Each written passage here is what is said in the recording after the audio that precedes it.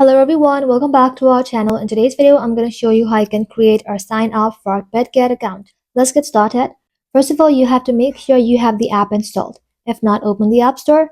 In the search bar, search for Bitget and then simply install the app. Once installed, head back to home screen and then open the app.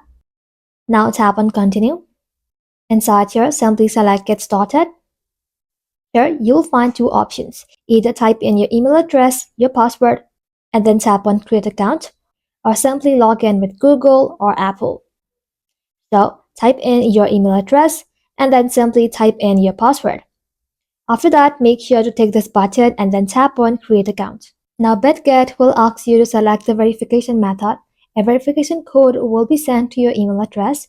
Once you received it, all you have to do is simply copy the code and paste it into the app. Then tap on Submit. You may also be asked to enable fingerprint login. You can enable it now or tap on later if you prefer skipping it. And that's it. Your Bitget account has been successfully created and you can now start exploring all features inside the app. Thank you all for watching. If this video was helpful, leave a like and sub and I'll see you in the next one.